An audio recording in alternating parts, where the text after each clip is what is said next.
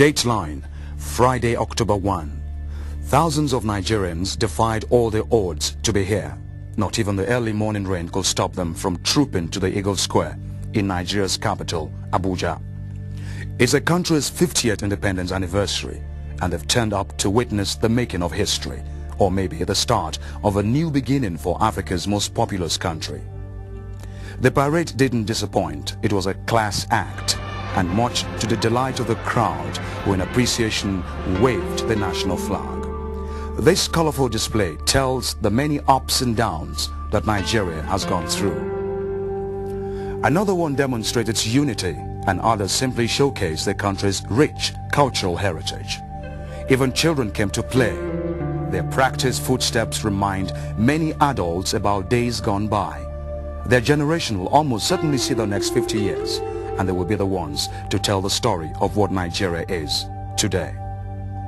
There were lots of military parades and display. They tell the might of the Nigerian military and relate its history since colonial times.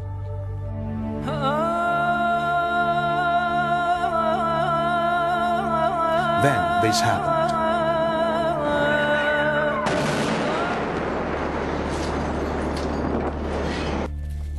The bomb went off at about 11 a.m. and moments after, a second bomb exploded, recording greater casualties.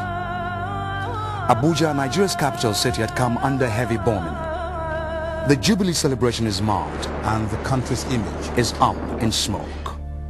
By the time the thick smoke was cleared, 12 persons who had come to salute the nation had been killed. So, who bombed Abuja?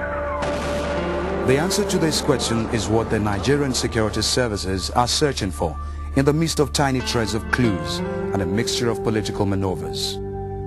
The clues: 5 days before the bombing, an armed group, the Movement for the Emancipation of the Niger Delta, aka MEND, issued a threat to that effect through its Armed Force online spokesperson, Jomo Gbomo. In that mail, Jomo Gbomo warned the Nigerian government that its group was going to strike, and thus advised citizens to stay clear of parking lots and trash bins near the venue of the independence ceremony. An hour to the attack, another email was sent out from the same server and IP address, announcing that MEND has successfully planted explosives close to the parade ground. That threat was successfully executed to murderous effect, and barely an hour later, Jomo Gbomo, using the same email address, claimed responsibility for the twin bomb attack. Based on these mails, Henry Oka, an alleged leader and founder of MEND, is arrested in South Africa. In connection with the terror attack in Nigeria, the hunt was on. Barely 24 hours after the bomb blast, had new twist begun to tangle the investigation trail. Back home in Nigeria, President Goodluck Jonathan declares in front of national television cameras that MEND didn't do it. He declares that some elements were hiding under the shadows of the group to perpetrate these attacks. People just use the name of MEND to camouflage criminality and terrorism. This is just similar to the commercial kidnapping taking place in the south and southeast especially. And the release purported to be from MEND attributed to the lack of attention to the Niger Delta is not tenable. Curious questions immediately rear their heads. Why is the Nigerian president exonerating MEND just a day after the twin bombing, when obviously investigations were barely underway? Furthermore, while the Nigerian government was busy exonerating MEND, Jomo Gbomo, MEND's faceless spokesman, issued another email blaming the casualties of the bombings on the government.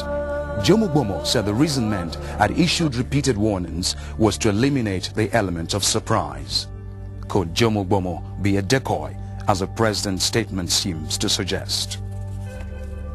The president could be right in the context that MEND had reportedly disarmed and had embraced government's amnesty since October 2009. But the president may just be wrong. In October 2009, MEND conditionally declared a unilateral ceasefire. 3 months after, precisely on January 31st, 2010, Jomo Bomo announced an end to that ceasefire. According to Jomo Bomo, in an email to numerous media organizations, all companies related to the oil industry should prepare for an all-out onslaught. Nothing will be spared. Even Henry Oka corroborated men's return to the trenches. There are still thousands and thousands of people who are in there, who are prepared to fight this minute. Thousands of people who are prepared to continue fighting now. Thousands who are not even prepared to give the dialogue a chance. When that threat was executed, MENT had announced its return.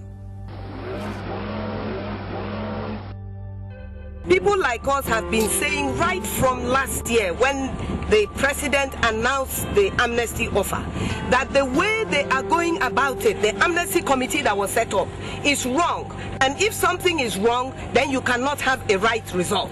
The process of amnesty was wrong. You don't bring people out of creek, give them, take guns from them, and tell them you will do certain things and don't do those things. And we're now in March, almost 6 months into the laying down of arms. You bring out a Tompolo, you bring out a Boilov, a Teketom. There are many Niger Delta men that are angry. There are many Niger Delta. Look at NNPC. You have the structure of NNPC from number 1 to number 15. They are not from Niger Delta. And then you expect that people from Niger Delta will not be angry. What happened here today in Delta State, in front of Government House, shows very critically that there is something fundamentally and critically and dangerously wrong with the way they're handling the amnesty issue, with the way they're handling the Niger Delta issue.